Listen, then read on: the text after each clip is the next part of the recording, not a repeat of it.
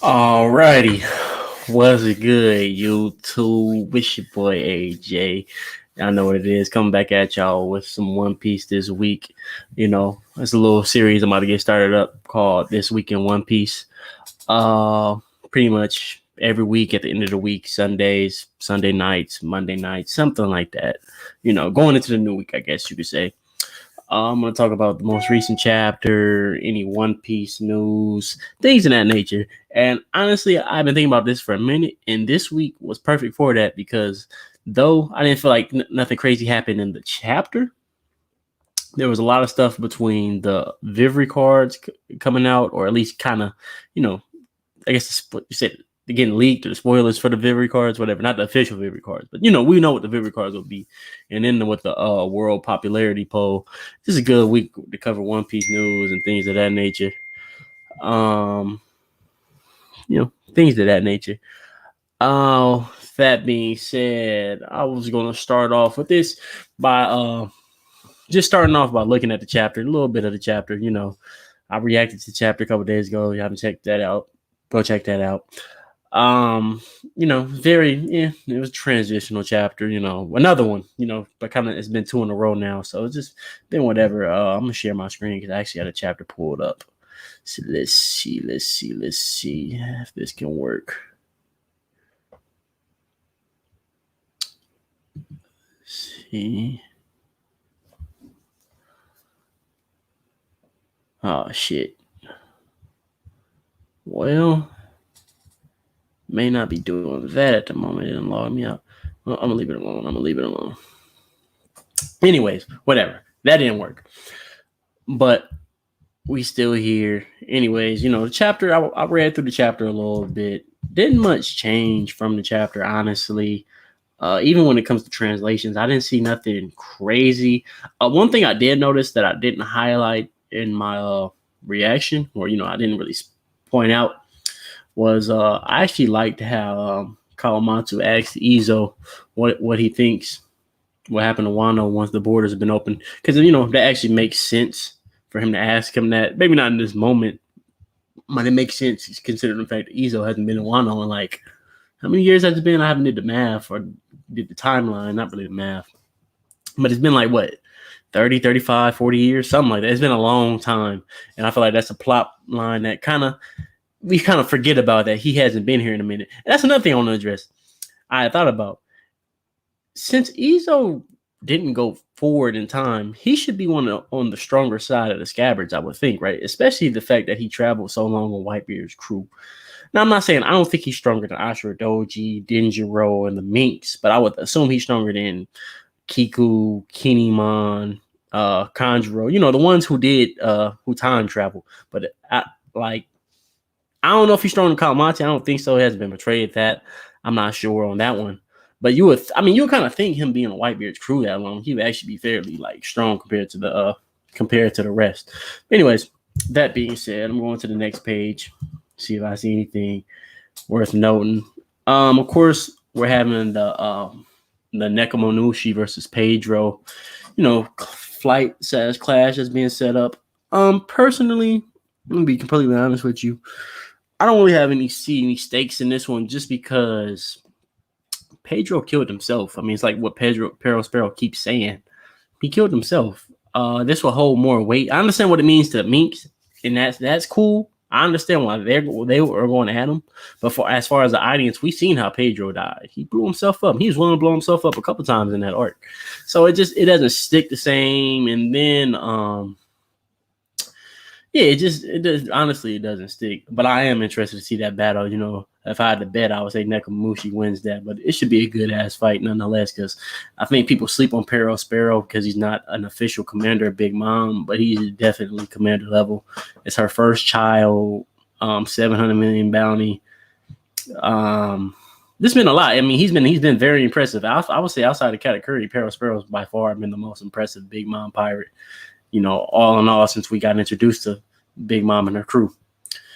That being said, the chapter then goes to Yamato, who is with Momonosuke, is leaving Momonosuke, but actually Momonosuke is now this is still vague to us because we don't know if this is observation hockey or if this is like that voice of all things type of things. I think most of us, and I would say agree on this, is that it's the voice of all things type, similar to like Luffy, Roger, and Odin have. That's going on with Momonosuke.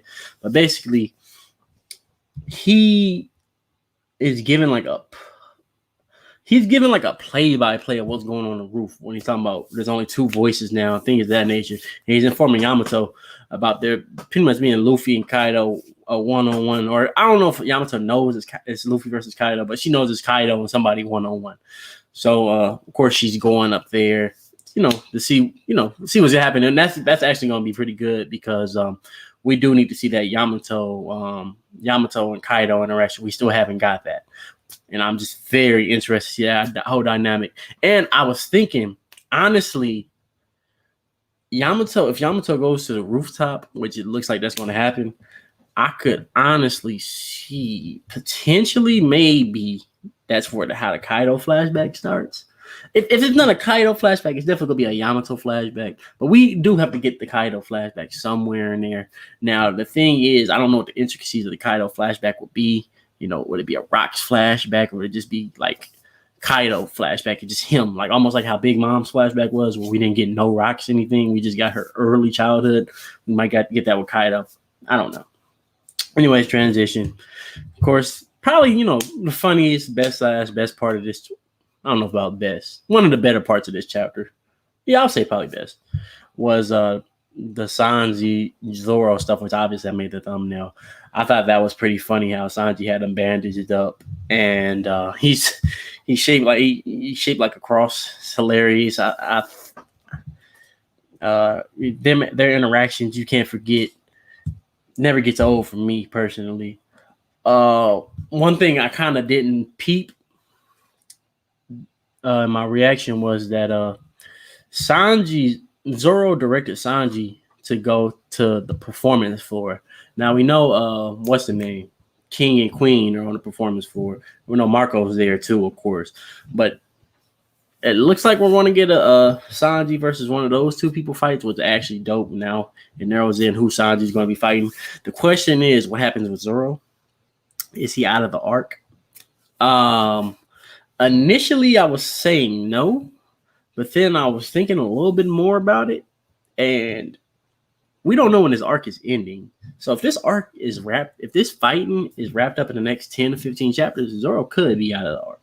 Now, the question is, would y'all be satisfied with everything that's happened with Zoro so far in this arc? Me personally, I would take it. But I know a lot of people want to see him get a one-on-one. They want to see him fight King. Mainly King. I couldn't see it in nobody else, or the fan base being satisfied with him fighting anybody else other than King.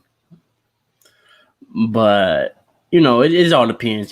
Say the chapter, if the arc goes another like 20 chapters, 20 to 25, Zoro's getting back in there somewhere. But if it's only like 10 to 15 more, which it could be, I could see it going either way, then yeah. Now, of course, from there, we go back to Big Mom, Page 1, OT, Nami, Usopp, Tama shit. Yeah, I wasn't, based on the previous chapter before this one, I definitely wasn't a fan of all this. Honestly, and I'm still not. I'm honestly still not.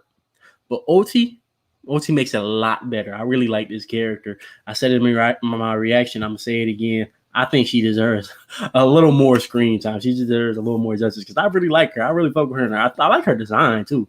Her design is really cool. With that being said, I like how she was willing to go head up with Big Mom, not give a fuck. I just fuck with her. She's about to get body bagged for sure. And Nami kind of spared her for now when she was about to attack Big Mom and Nami attacked her. But I just thought it was cool, man. Now it looks like Nami's going to be fighting OT, which is an interesting one. Generally speaking, you wouldn't say Nami should be able to fight somebody like OT, because OT was giving Luffy kind of a little bit of problems, if y'all remember. But remember, she has Zeus, and don't sleep on that Zeus power up for Nami. We seen what it did in the whole cave. Zeus is a pretty big power up. But yeah, with that being said, that was the chapter. Personally speaking, my thoughts on it haven't changed. I think on my reaction, I gave it a 5.5 to a 6. and I'll still keep it at that. It was solid. It wasn't bad. It served its job. It was better than last week. Last week, if I rate last week, I would have gave it a 4.5 to 5 personally after a reread. But yeah, with that being said, let's get to more news. So, also this week, the Vivre cards came out. Now, I looked over these Vivre cards a little bit. These are definitely not, the most hyped Vivre cards. Which, kind of makes sense. I know a lot of people don't like the Vivre cards sometimes because they reveal too much. Like, for example, Sengoku got revealed to have Conqueror's Haki in the Vivre cards. And for years, in an actual story, in the canon story, we haven't actually seen any Marines with Conqueror's Haki. So there was theories for years about why this is the case and all this theory and stuff. And then for that big reveal to be revealed in the Vivre cards felt kind of like, damn, Oda. And there's been a lot of stuff in the Vivre cards that people weren't a fan of. Me personally, I still enjoy it. Like, I don't have a problem with the stuff that Oda's revealed in the Vivre cards. There might have been one or two things I thought was a little bit much, but yeah, not really. Now, these Vivre cards are focused on Okiku. Who else? I mean, it wasn't a lot in these Vivre cards, honestly. I'm looking at it right now on the website. Excuse y'all if I get the background. It's kind of raining outside.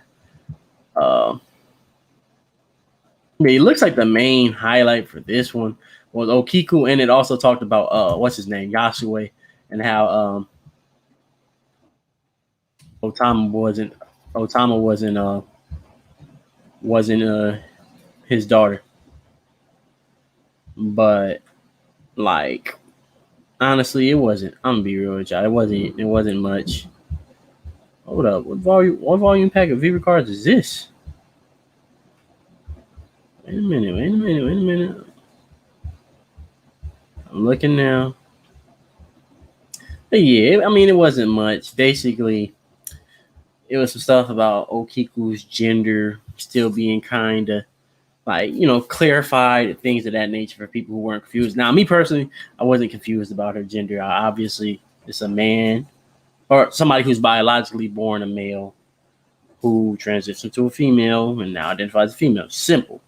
Somebody like Yamato's is a little more complicated because Yamato is a woman that imitates a man and that goes by identifying as this man, but still carries himself very much as a woman. Like that one gets tricky. Kaido calls him a son, but I don't know. It's weird. And especially when you get into the intricacies of like, the Japanese speeches and honorifics and things of that nature. It's just kind of like, okay. But it honestly, these Vivre cards wasn't much. Mainly the Kiku stuff, Yasue and what's the girl that wasn't his daughter? The one I was laughing. I forget her name. Oh my gosh, was her name Toko? Yeah, her.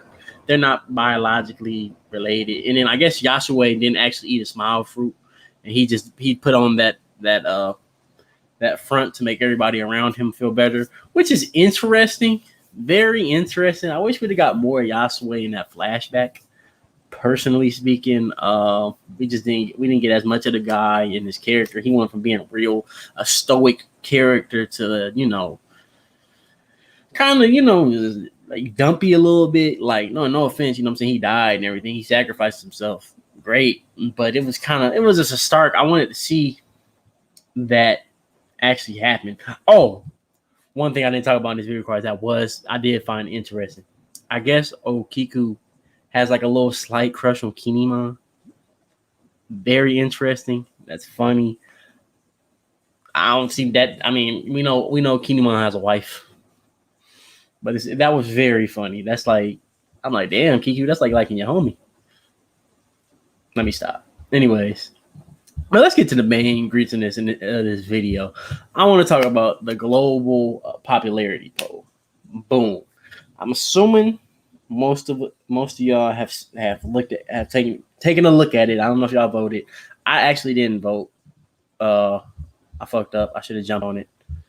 But here it's right here. Yeah, and of course we all know Luffy's first, Zoro second. Now, based on the previous ones, who would you think was third? Typically Sanji. Well, This time around, it's Nami. Now, let me say this. I don't think that's because of what Nami has done.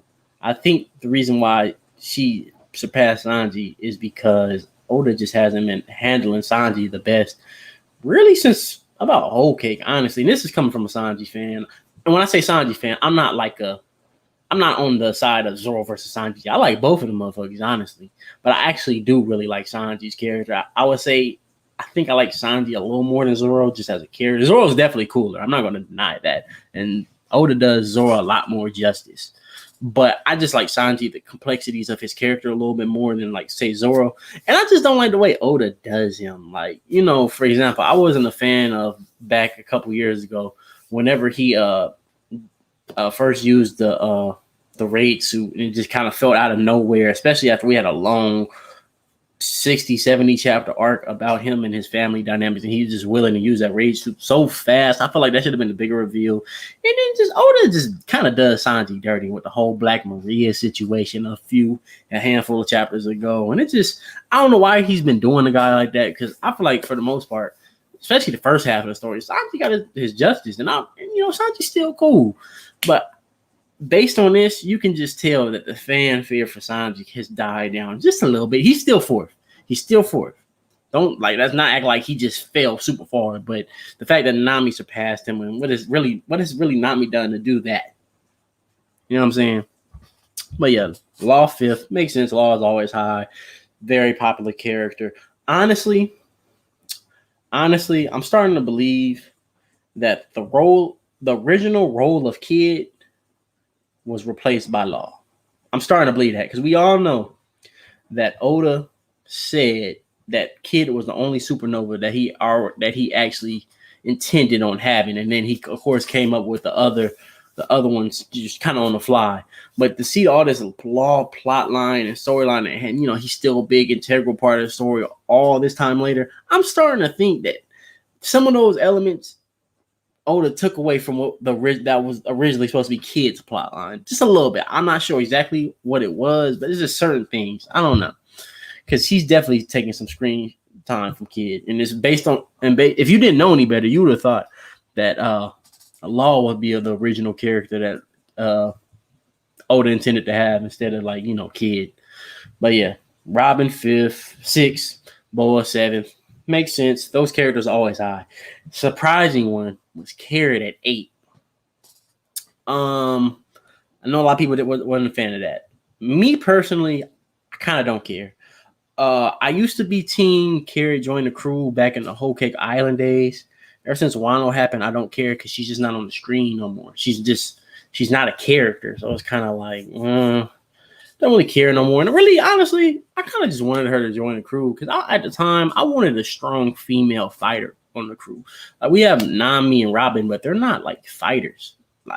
Of course, Robin, she got introduced to us kind of as a fighter, but you know how Oda kind of nursed her and uses her in very divisive and specific ways, which is interesting, and I just wanted Carrot to join the crew just based on, I'm like, okay, she's a female hand-to-hand fighter, and she's pretty strong. Carrot she's not weak, she's not commander level or anything, but she's definitely nothing to slouch at. But number 8 is very interesting, especially because she's over Chopper, which is funny. And we also, the reason she's this high, we all know it's merchandise. We know how I get down. People go crazy over this type of stuff. I don't even gotta explain it. Y'all know if y'all watching this video.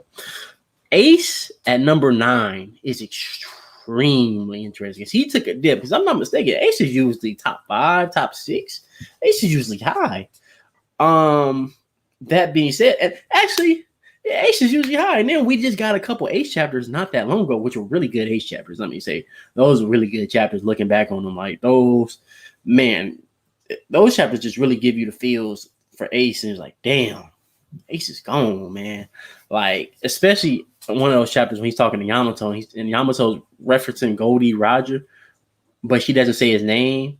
And then Ace is like, damn, it sounds like my little brother Luffy. I wish we all could sit down and have a drink sometime. And little does Ace know that this great man that Yamato's talking about is his dad. And because we know Ace wasn't a fan of Roger, for various reasons. Because really he had to grow up living a life under the scrutiny and the identity of being the son of Goldie Roger. He just didn't fuck with that. But so I'm actually, now I think about it, I'm actually surprised that based on those couple chapters we got, about what, a few handful of months ago, 10, 15 chapters ago, regarding Ace, that he slipped to 9. I don't know if that means Sabo's right behind him at 8, and the vote difference isn't even that big between those two.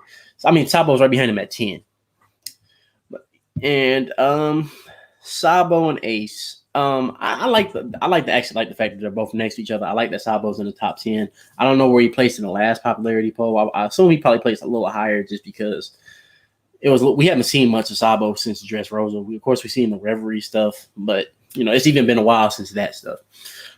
Personally speaking, I actually enjoy Sabo's character a little bit more than Ace, but I will say though, I also feel like we've been around Sabo just a lot more than we were around Ace. Like, we didn't get a lot of Ace pre-time skip, if you really think about it. At least before Marineford, we got Alabasta, the little couple chapters we got of him in Alabasta, and then we got him. We got some little, the cover stories and the little adventures of him and Buggy meeting with each other, but that was short as hell. And then he goes in and he fights Blackbeard, he loses, and then from there we're in Marineford, Paramount War shit, like, you know what I'm saying? So we didn't really get a lot of the guy. I feel like with Sabo, a good thing about Dressrosa, we got some time with that character. And I just like Sabo. I mean, he is Ace 2.0, but he's different to me. He's like, I don't know. I enjoy Sabo. I a little more than Ace. So don't get it twisted. I like Ace though. But yeah, let's go down a little bit. 11 is Yamato. Very surprising. Very surprising. Especially because Yamato is just introduced. Yamato, I think most of the community likes Yamato. I like Yamato. Yamato is actually really cool. Like, cool as hell. Strong fighter. And I think most people believe she's going to join the crew. Quick theory real quick. I might need to make a separate video about this. I could actually see, I don't know if Oda's going to take it here. I don't know if he's going to take it here. But I actually can see Yamato dying at the hands of Kaido in this arc. And that enrages Luffy and puts him over the edge to beat Kaido. I mean, that would be me. That puts some emotional and that put some stakes into the actual arc. I just feel like sometimes the problem, sometimes with One Piece, is there doesn't always feel like there's stakes in these big ass situations they're into. Sometimes. So if Yamato were to die, that would be crazy. That would be a tearjerker moment, especially after the potential flashback we get with Kaido, and it would just be a lot into it. But I don't know if I was going to do that, especially with Yamato being ranked 11th before Yamato presumably even becomes a Straw Hat. Like, imagine when she becomes a Straw Hat. It's just only going to go up. Then again, though, when she becomes a Straw Hat, she also might get nerfed, because we know Oda likes to do that. He did it with Robin and Frankie. They both got nerfed as soon as they joined the Straw Hats. Well, more so Robin. Frankie, I don't think Frankie necessarily got nerfed. He just, I think the crew, they got power up in Enies Lobby, so he didn't seem as strong as he did when he fought Luffy in Water 7. Anyways, Shanks at 12. We don't even need to talk about that one. It's Shanks. Everybody loves Shanks. Corazon at 13. All these years later, Dressrosa ended, I think, 6 years ago. Because I caught up to One Piece about 6 years ago. Yeah, Dressrosa ended about 6 years ago. Yeah, give or take. And for Corazon to be this high, people love this character, obviously. I love him. Very surprising to see him in top 15 above guys like Usopp and Chopper. But hey, people really love this character. Katakuri 14. Don't even got to explain.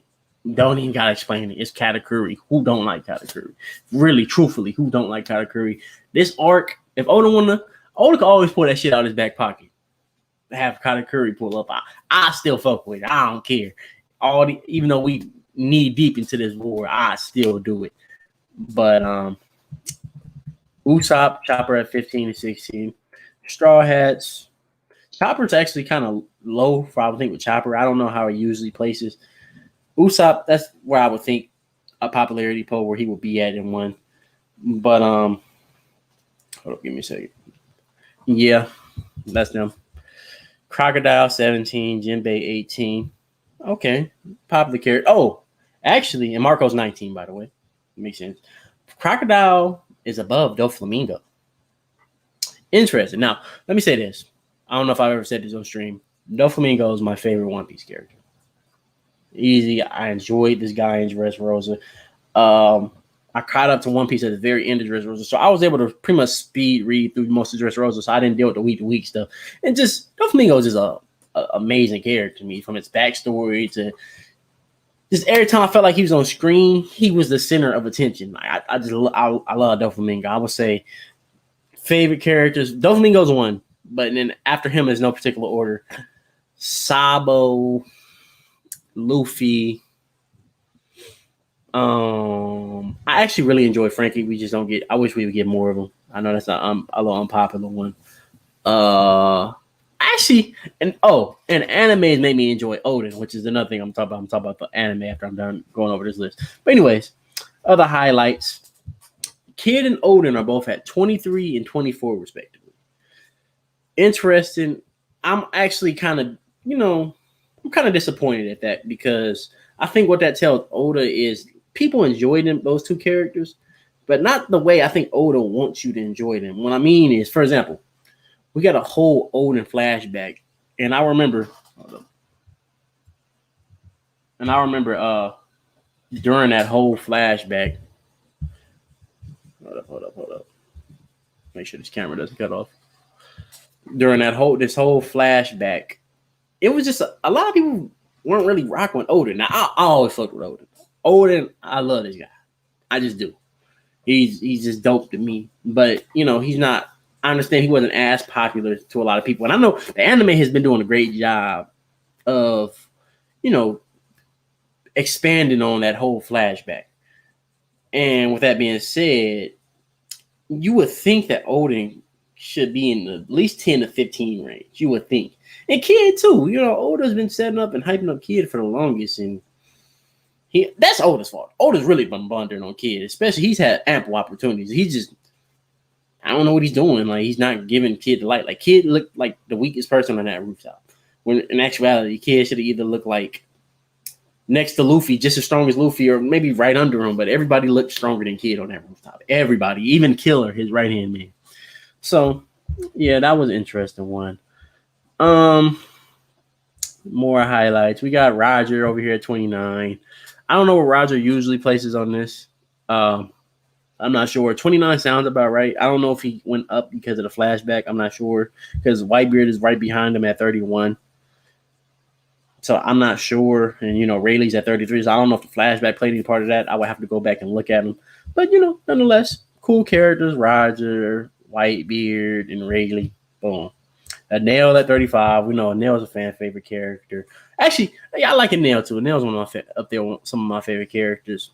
We haven't seen this guy in years. The fact that he's still 35 says a lot. Aokiji is the first admiral on this list, I believe, at 36. Let me see. Is there any other admirals? Yeah, no, there hasn't been. Aokiji is that first admiral. I can see that. I know back in the day, Aokiji used to be my favorite admiral.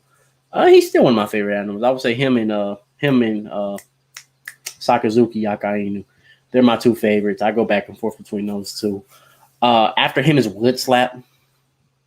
I don't know what the fuck deal is with that one. I don't know if people being funny. And then Tashigi. We had very little Tashigi. That's one character. I don't know where Oda's going with that plot line, why she looks like Queen and what he wants to do with her.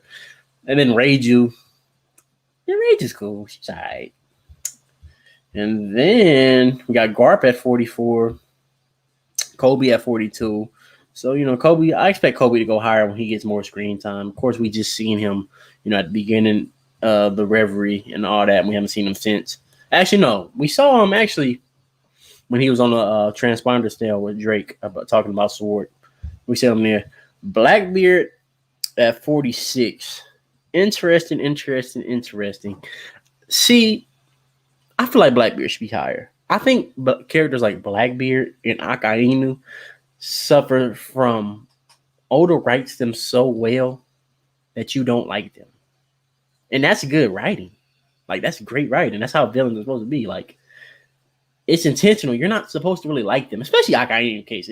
Anybody who watched Marineford, read Marineford, you did not like that man after that arc.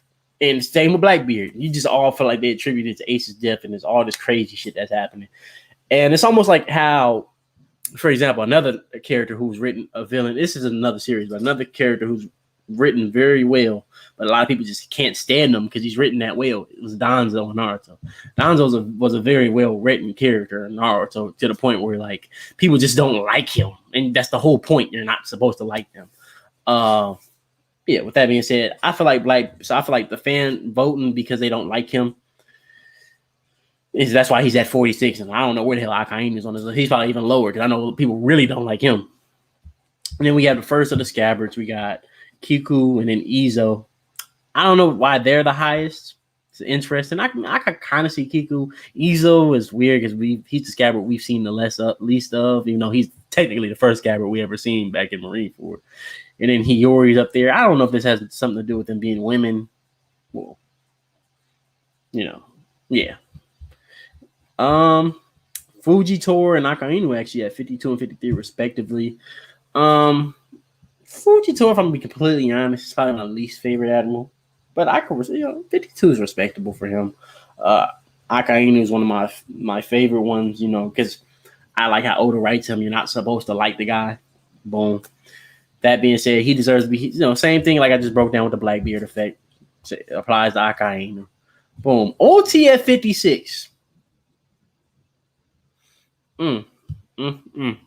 She deserves to be higher. She would be higher if Oda gave her more screen time. Just saying. Dragon at 62. We haven't seen a lot of dragons. I'm not mad at that. People love this guy though. People love this guy. I think they love the idea of him though, because we haven't seen anything of him, and the Reverie is still puzzling to me. Kaido at 65. Kaido's my god, man. I didn't say Kaido's one of my favorite characters too. Kaido's my god. So I enjoy Kaido, man. I enjoy Kaido. Like Kaido's very interesting. I think a flashback is very much needed to understand him. But he's very interesting as a character. And, he's deeper than what you would think he is. Like it's funny because like Kaido, upon introduction, you think he's like the most simple and straightforward out of all the Yonko. He likes to fight. His hobby's trying to commit suicide, things of that nature. But as these years went on, we just find out there's much more to the guy than what we initially got introduced to. So for him being at 65, I don't know. I don't know. It's a tricky one. Gecko Mori at 74, not 64, 74. And then I haven't seen Big Mom yet. I don't even know where she's at. That means all these people like Kaku or Lumbus, if on call, Morgans, all of them. Yeah, she's at 86. There's a lot of people above Big Mom. Wow. Senior Pink. That says a lot, but I can't be mad at that one because, Oda just doesn't write her that well, personally speaking. He could do her a lot better. That being said, Kinemon 92 was very interesting. Like, because what were Okiko and them? They were like 40 and 50s. They were 50, so yeah, it's like damn, like they got like double the votes that Kinemon had. And Kinemon is not my favorite Scabbard, but he's the one I am definitely the most emotionally attached to, just because we've known him for so long. Seems like we've been traveling with Kinemon forever now, to the point where he's a part of the crew. And yeah, that's the top 100. Cracker at 99. Still, I like the Cracker low. Kuma at 98. I like Kuma. But we haven't seen a lot of the guys, so I can't be mad at him being at 98. But yeah, man, that's the popularity poll. I think it's more numbers, but I'm not going to go over them. I've already been going over these people for like 20 minutes. It is what it is. I like it. It's first global popularity poll. I like how you can see the regions where people voted at. I'm not going to go over that in this video. Like Asia actually had Sanji over Nami. That's interesting. Real quick, let me go through. They had Katakuri higher than Yamato. Okay. Yeah, Doflamingo over Shanks. Let's see if I can find Kaido on here real quick. Odin's 28 in the Asia rankings. Okay. Actually, I'm going to go over here. They got Sakazuki at 39. So, is it the West that doesn't like these people, certain characters? Hold up. Let me see. Wait a minute. Oceania. So Oceania, that's like Australia, New Zealand, and all that. They have Nami. Okay, Oceania. They have Nami at 1, Robin at 2, Yamato at 3, Carrot at 4. Okay, we see what y'all on that down there. We see what y'all on. Enough said. North America. Luffy 1, Nami 2. Yeah, North America. I don't know what's going on there. Nami's ahead of Zoro and Sanji. Carrot 6. Okay, North America. And North America loves Yamato because she's at 8. And I don't even see not Law. Ace. Yeah, Sabo still is in 10, but Ace is at 14. Odin's 20, so he's a little higher in the North American rankings. Okay. Corzone's down 22. Okay. Doflamingo's not as high. He's 26 in the North America rankings. Let's see. Who else is on here? Blackbeard's still at relatively speaking the same spot, 45 as he was in the main one. Kaido's 57. He's low up, but Big Mom's 59, so she's not far behind him. So I guess North America is bigger on Kaido than Asia is. I still haven't seen Akainu. Where's he at? Wait a minute. He's 87. Yeah, I don't know why people out this way sleep on Akainu. I'll never understand it. It is what it is. Maybe I just don't like him. Japan, Luffy first, Zoro second, Sanji third. So the Japan rankings look about regular, what we're used to. Top 5 is Luffy, Zoro, Sanji, Law, Ace. I think that was literally the top 5 last time out there. And then Sabo 6. This looks like what I expect from them. I don't even see Carrot. Carrot's nowhere to be found on here. Chopper's 14. Carrot's 24. So yeah, it was all these other places outside of Japan holding it up. Oh, hold up. Latin America / Caribbean. Nami's first. This is interesting. I think it's just horny people. Whatever. Luffy's third in Latin America? Very interesting. Okay. Yamato 7. Usopp is 10. Ace is 11. Sabo's 18. Disrespectful. Odin 16. Oh, I fuck with that.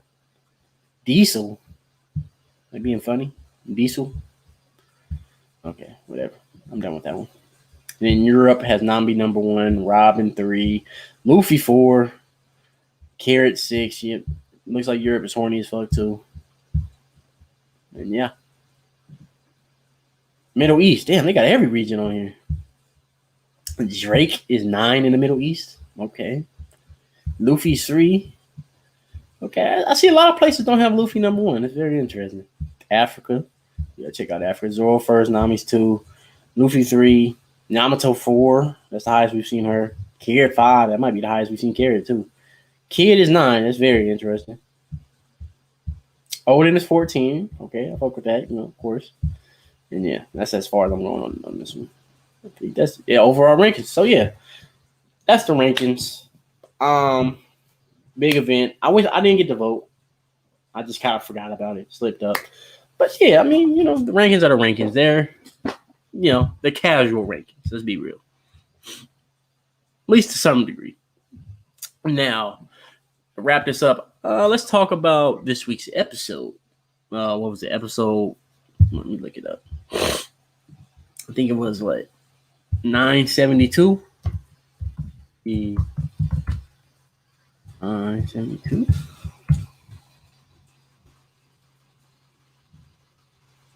Or was it 973? Might have been 973.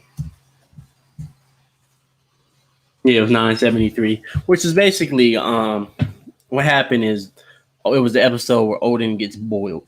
Now, he didn't die in this episode, which was interesting because I was just assuming this was going to be the episode where he died based on last week. But, the anime is doing a good job of filling in stuff that wasn't as much filled in the manga.